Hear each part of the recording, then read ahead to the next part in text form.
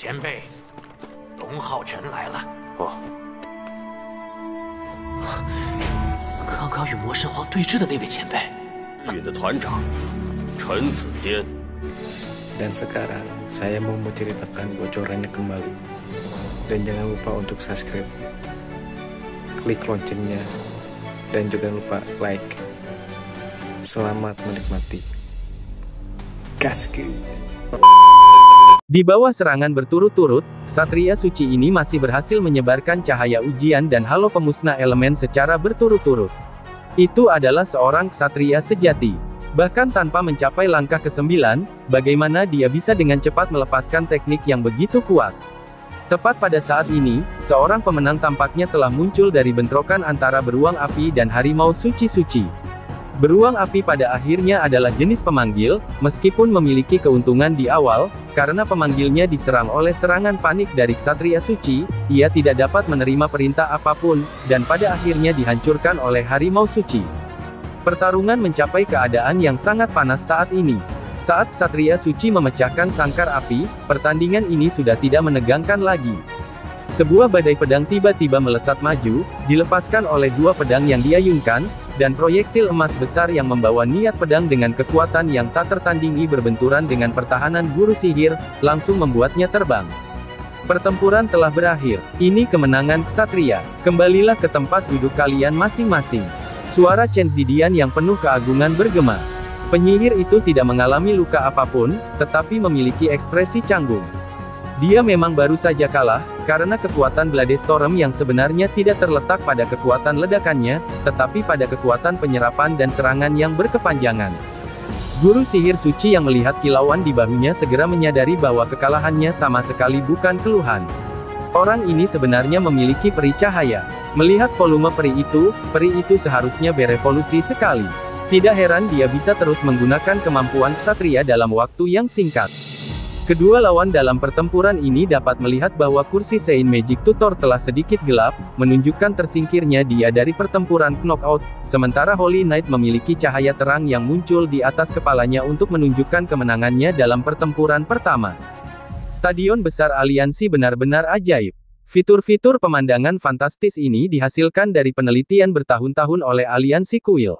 Sisanya berlangsung lebih sengit lagi. Pusat kekuatan dari 5 kuil yang terlibat diterangi secara berurutan, dan 7 pertempuran berlangsung dalam sekejap mata. Dari 5 kuil besar, kuil Ksatria adalah yang peringkatnya terbaik sejauh ini, dengan 3 orang terpilih, yang semuanya telah meraih kemenangan. Kuil prajurit memiliki partisipasi terbanyak sejauh ini, 5 pertandingan, tetapi 4 di antaranya berakhir dengan kekalahan, menjadikannya batu loncatan untuk kuil lainnya saat ini. Tetapi ini baru permulaan. Karena pertempuran individu melibatkan 190 orang, tahap pertama harus memiliki 95 pertandingan, dan mereka belum mencapai 1/10. Sisa pertempuran hanya akan berlangsung lebih sengit lagi.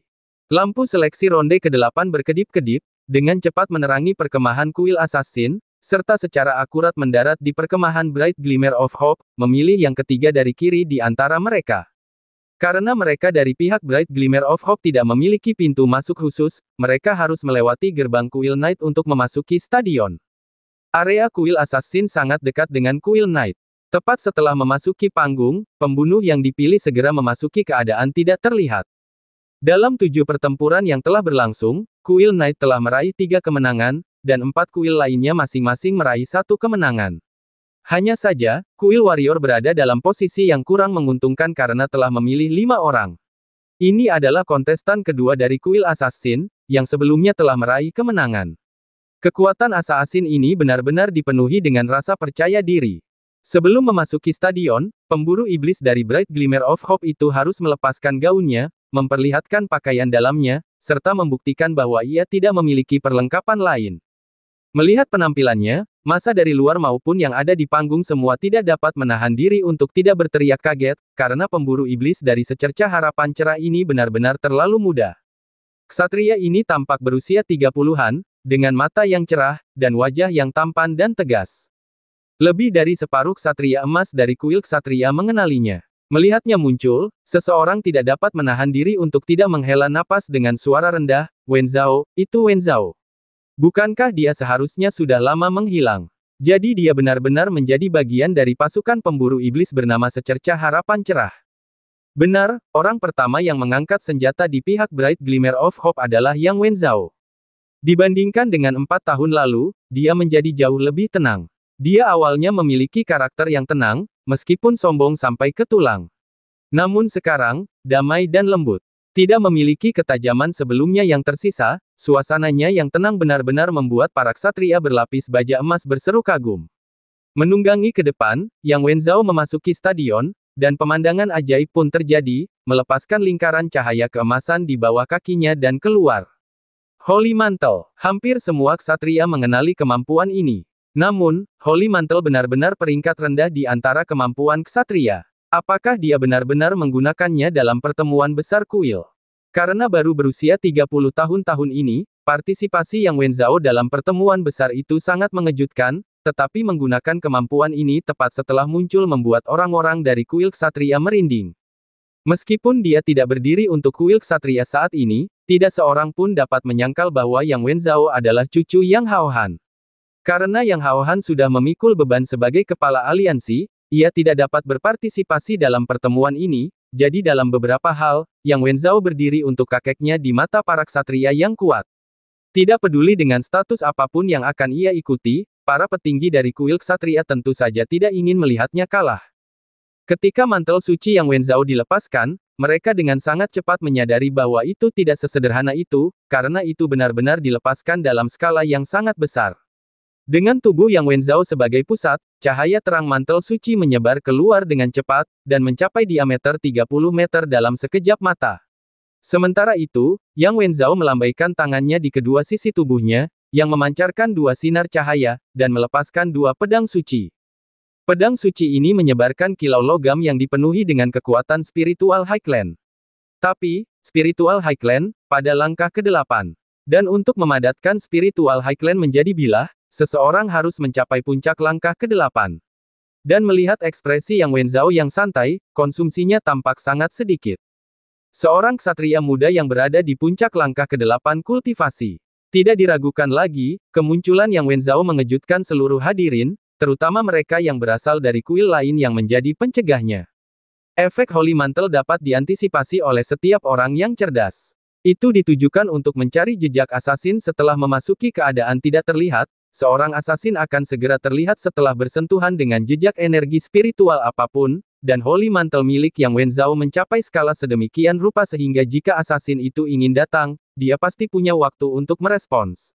Tidak hanya itu, tetapi cahaya merah di mata Wenzhao jelas merupakan kemampuan lock milik seorang ksatria. Dengan kata lain, seorang ksatria adalah musuh bebuyutan seorang asasin.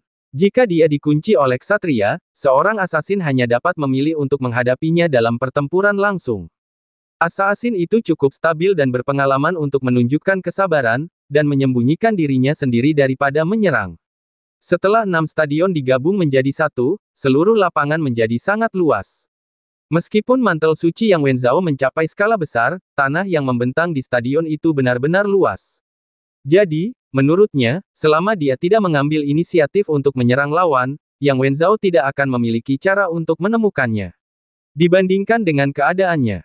Tepat ketika Kaisar Asasin selesai memikirkan tindakan balasannya, Yang Wenzhao bergerak, diam-diam berdiri di sana ketika kabut emas yang pekat naik di atas tubuhnya.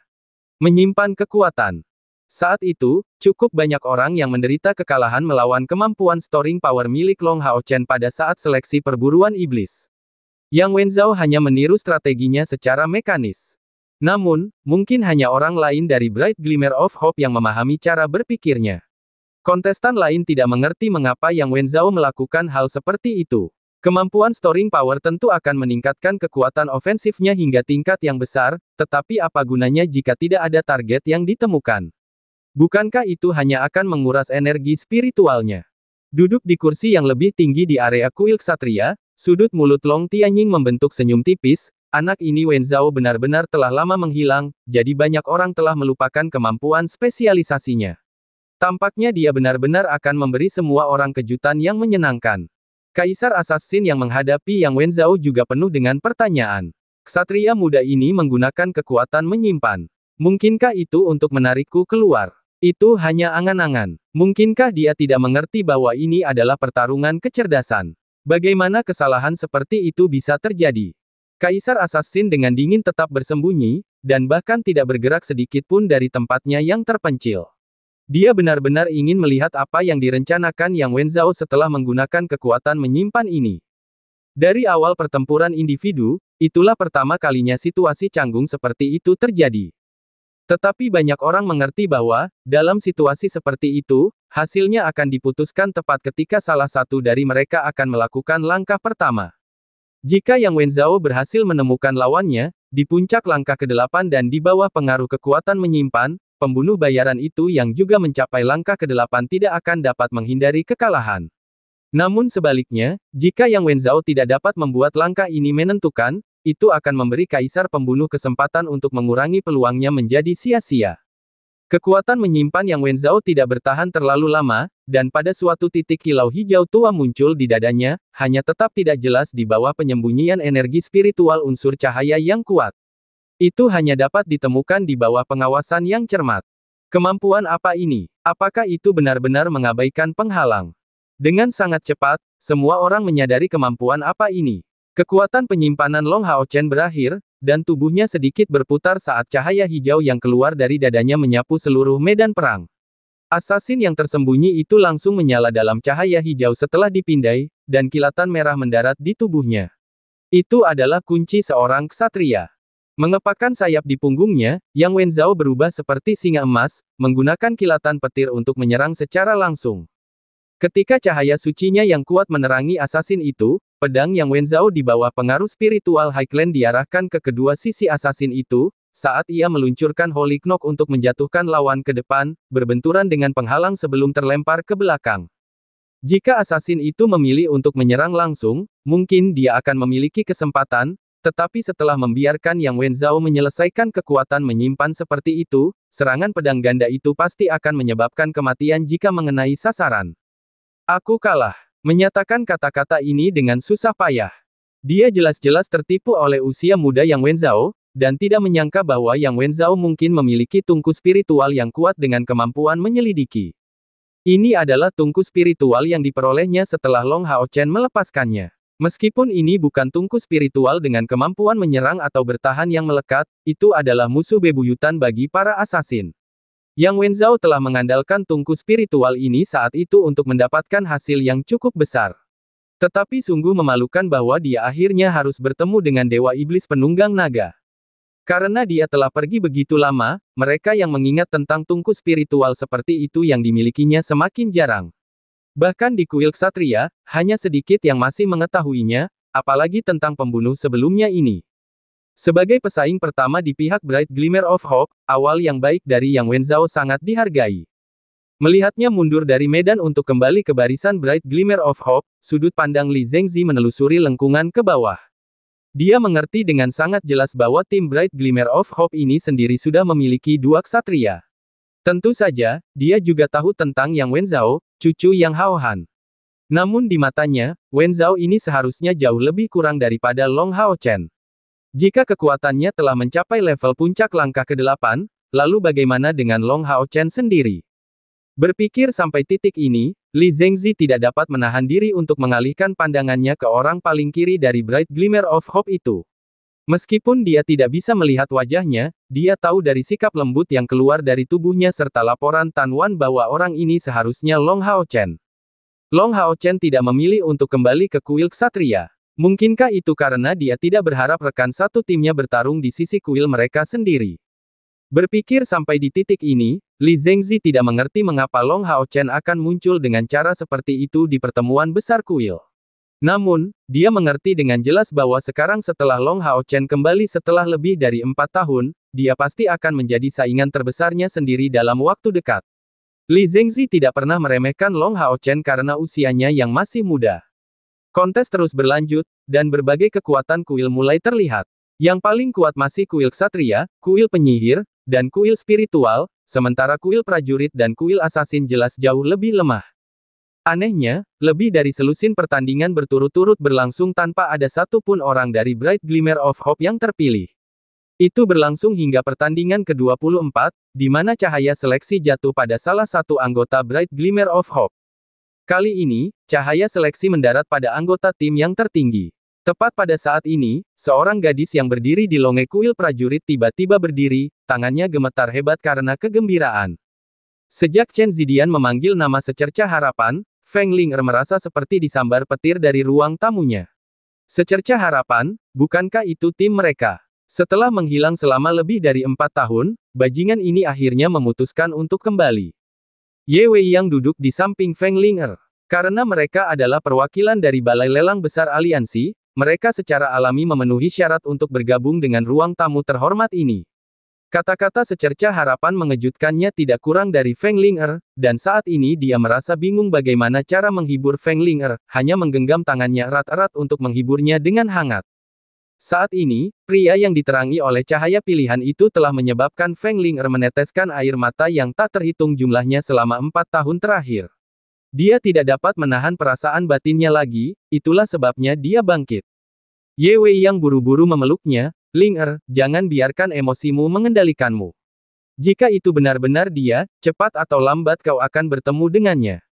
Dia tidak bisa lagi menahan air matanya jatuh seperti buah pir yang jatuh di wajahnya yang cantik dan rupawan.